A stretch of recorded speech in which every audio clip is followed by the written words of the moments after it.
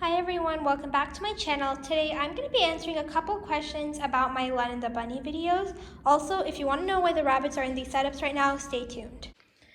The first thing I want to talk about is my age, my voice, and why I don't show my face on YouTube. I think the fact I even have to address these comments is really sad because they're completely irrelevant to the purpose of my video. And a lot of these times, these comments were used to make the points that I was saying completely invalid without actually arguing the substance of what I was saying, rather just saying that because I was X many years old, what I was saying didn't matter. One, I think it's sad to ever compare someone's age into an argument, but I also had a lot of people tell me that I was lying about my age and they were conspiracizing in the comments that I didn't actually go to college. I think at the end of the day, you can believe what you'd like to believe about like any of the people you watch. Honestly, anyone you watch on the internet, you don't know if what they're telling you is true. So yeah, that's all I can say about that. My voice, I can't control my voice. This is how I sound. This is how I've always sounded. I don't think the camera picks it up 100% accurately, but I do know that I have a high-pitched voice. It's something that I've struggled with my entire life. It's something I've been made fun of my entire life. And even though it's not something I love about myself, it's something that I accept about myself. I think the last comment has a little bit of value to it, and that's why I don't show my face on YouTube. The main reason, I'm trying to track them. The main reason I don't show my face on YouTube is when I first started, it was always about my animals, so I didn't really see the point in my face being on the internet. So when I first started, I didn't show my face. The reason I choose not to show my face now, which yes, it is a choice. A lot of people think that I'm not 18 because I don't show my face and they think my parents won't let me. But the main reason I don't show my face now is, again, I don't really think it's relevant to my videos that I make. And I don't really do that many scenic shots anyway, so I doubt that there'd be much with my face in it. Maybe if I get 1,000 subscribers or something like that, I would do a face reveal, but as of right now, I don't really see the point. A lot of people are saying that it's kind of like cowardly of me not to show my face. Again, you're welcome to think what you want, and I can't convince you one way or another, but it's just a personal choice, and this is a choice I've chosen to make. See, that's why they're not together. I guess that transitions us into the next point of why the rabbits are separated. Honestly, I've just had a lot of issues with them, and I want to make an entire video about my rabbit mistakes. I feel like a lot of YouTubers are in general just shy to discuss their mistakes, or when they do, they try to make them seem insignificant. I agree that I've made a lot of mistakes in general in my life, but especially with my rabbit care, so I do want to make a video talking about some of the things I wish I did differently. So I'm going to make a video on that that'll explain more about these setups, but also the animal room that they were in, which is a spare bedroom right on the other side of this room. I'm actually in the process of kind of redoing it in like a very cheap budget way, but I'm in the process of fixing up some things and getting it into a way that I really like it and that's suitable for me and the animals. So I'm doing that, which is why everyone's out here. Another point I get a lot is why I don't like free roaming, and a lot of people are saying that it's just an excuse for me not giving my rabbits more space. I kind of want to clarify everything. When I first made these videos, I honestly didn't think they'd get the attention that they did, so there are a lot of things I wish I said differently. I don't regret any of the things I said, and I still stand by them, but I do think there is some room for misinterpretation. So the first thing is, what is actually free roaming?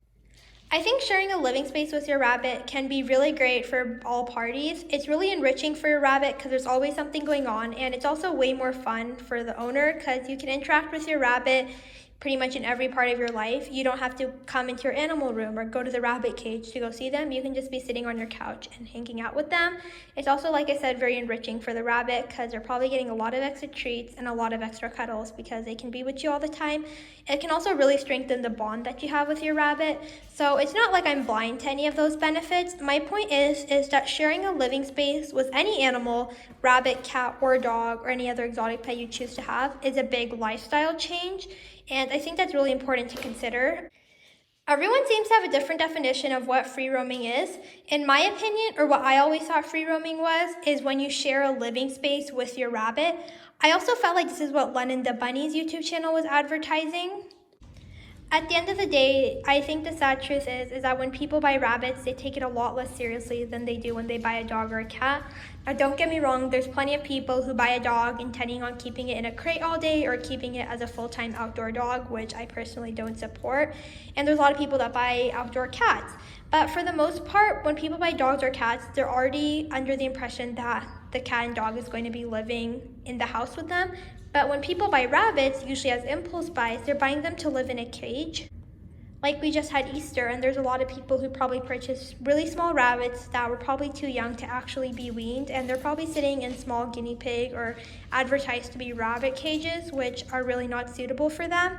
And when you tell people like these who got a rabbit under the impression that they would not be sharing a living space with them, and you tell them that the only way to properly care for their rabbit is that they have to free roam them, I think a lot of times it just intimidates people from the rabbit community, and they're like, oh, if I can't do it right, I might as well not be part of it, because a lot of people don't want to rehome the rabbit because their kids are attached to it, or they just don't want to deal with the stigma of rehoming, and they don't want to actually take care of it because they think the only way to take care of the rabbit is if they were to free roam them, and that's just not an option for them.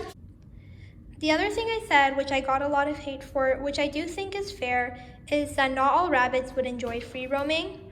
Again, I mean free roaming by my definition, which means sharing a living space with your rabbit. I always said in my comments, rabbits are like kids. There's a lot of kids that would dream to have a giant birthday party with tons of guests and loud music, but for other kids, that would just be really overwhelming and they would rather spend a quiet day alone with the family. So rabbits are individuals. It's important to remember that rabbits weren't bred for their personality, they were bred for their appearance. And even now, a lot of the really reputable rabbit breeders are breeding for a show or breed standard because they want their rabbits to be placing well in shows because that's usually what the people are buying them for. So yeah, rabbits are bred for their appearance, not their personalities. Every rabbit is an individual. Even though in the wild rabbits have tons of space, that's very different, the rabbit having tons of open space that's not super chaotic, than a rabbit living with a family with maybe young children where there's a lot of things going on. Hello, like this little man, they would find that really exciting and enriching. My rabbit Sachin, he loves human attention and affection, but for my other rabbit, as you can see, he's not scared or shy, and he doesn't hate me. He's just a little bit more timid by nature, and if there's a lot of chaos, I always use the word chaos, but if there's a lot of chaos going around, it kind of just overwhelms him, and he just likes to stay hidden. Even a lot of times when I'm cleaning and stuff, my first rabbit loves it, and he's just all around my feet. Uh-oh. Hey. So some rabbits would be delighted. Hey. This is why you both are separated. So some rabbits would love to share a living space and they would just find it really enriching and they would love all the extra attention and pets that they would get. One of my rabbits I think would really enjoy this, but one of my other rabbits, it's not that he's like scared of me or that he's like extremely skittish and terrified. He's just more timid by nature. When there's a lot of things going on, hey, you gotta go. When there's a lot of things going on, it kind of just overwhelms him, and that's usually when he just kind of stays in his hide. So I think a rabbit like him, in a family with maybe a lot of young children, or just a family where there's a lot going on, that would be a really overwhelming lifestyle, and he would not enjoy it. He really likes having his own space and having an area that's designated for him. And with him, if he were a free roam rabbit, where everything he'd have would pretty much be shared with everyone else, I don't think he would like that. Another very valid point a lot of people had is why I refuse to free roam my rabbits in the animal room that I have. It's not that I refuse to do it. They actually get hours of free roam time every single day when they were in their cage, because even cage rabbits do need free roam and playtime. So they did have that. The reason I didn't do it 24/7, I discussed in my cage tour video, but a point that I was kind of scared to talk about was the fact that my rabbits haven't been very good with litter training, and I've just been really overwhelmed with the cleaning. As you can see, my rabbits have just been giving me a lot of issues, which I'm going to talk about. But when I first had my first rabbit, this man, I would clean his cage maybe like every 2 to 3 weeks, sometimes longer. And I would hardly spot clean in between, and it was always super clean and spotless. Of course, the litter box was changed out every couple of days. But yeah, I never had any issues when it was just him. But after I got my second rabbit, I think it's partly my fault because I wasn't ever super diligent about litter box training him, and I wish I had gone about it a little bit better, which I'm trying to correct now. And with 2 rabbits, it is double the mess, and there was just a little bit more like territorial pooping and things like that. So it was just getting really overwhelming for me to keep up with. I would still free roam in the room, but I had a really good setup where I would free roam them for a couple of hours. They would pee a little bit on the carpet and they would poop a lot, and then I could just put them back in their cage and run the robot vacuum to clean the entire room. So that was really convenient for me. I just hated the I didn't hate it. I just felt the idea of having them be completely free roam in the room would be very overwhelming for them. I also did talk about the point that rabbits do benefit from having a separate playtime area that they aren't allowed 24/7 access to. I do stand by what I said. I do think that's very enriching for them. No matter how much space you give them, I think if you can always have a separate area that they don't have access to 24/7, it is more enriching. A lot of people are saying, well, it's just as enriching for them to have access to the space all the time. I kind of think of it, again, like children. Like a lot of times kids have like a special toy or a special treat that they're only able to eat on occasions. And if they had access to that toy or that treat all the time, they just wouldn't enjoy it as much. So the fact that my rabbits didn't have access to the entire room 24/7, when they did have access, it was a lot more exciting for them. And not that they didn't deserve the space, but it was just really convenient for me, and with how busy I was, that's what was working well. And then the last thing I wanted to talk about, really, you should go run around. We need some better shots. Hey, go, run, be free. He's just like, why aren't you gonna pet me? So the last thing I wanted to talk about was covered litter boxes. I feel like this really deserves a whole video on its own, but in short, I never said that covered litter boxes are something that you can't use. It's something that I did use for a little bit, and then I did some more research on and decided it's not something I wanted to take a risk with. The issue with covered litter boxes is they don't provide very good ventilation, and with rabbits having such sensitive respiratory systems and having kind of a pungent pee smell, a lot of times the smell can accumulate and it can be dangerous for them. If you're really on top of cleaning your litter box, and I don't think it's a huge deal, but for me personally, just having it covered, I felt like I didn't have the best gauge of when it smelled and when it didn't smell. There are a couple of times when I cleaned it out and I was like, oh, I waited a day too long to clean it out. I wish I did it yesterday, but because I didn't smell it or I couldn't see it, I didn't really notice. If you have multiple litter boxes, you'll kind of notice that they kind of switch off which one they use. So yeah, I just didn't know how often it was being used, and I always gauge on how dirty the litter boxes are to clean them out. So the fact that I couldn't see it 24/7 didn't work well for me, and I decided it was too much of a risk, but obviously it's working really well for Lorelai, and Lennon is super healthy, so I'm not saying that you can't. I just want a clip of you. So I'm not saying that you can't use it, I'm just saying that it's not something I use, and I wish it's something that Lorelai would talk about the risks, but it's her channel, she can do what she wants. Another point I want to clarify, which I did clarify a little bit in my reaction to Lennon the Bunny's rabbit routine video, is whether or not I think rabbits need to be in pairs. I'm pretty neutral on the subject. I can sympathize with those who fall on either part of the spectrum. I think my personal opinion is that most rabbits can do fine on their own, but a lot of people really can't provide as much attention and companionship that they need. Again, there's a lot of people that argue that no person is a substitute for a rabbit and you can't be with them 24/7 like a second rabbit can. But in my opinion, I found that single rabbits can do fine, especially if they do get a lot of attention from their human and they're very bonded. I do also think that there's a lot of rabbits that can't bond that well with their humans, or there's a lot of humans that don't have that much time to give their rabbits to even develop that much of a bond.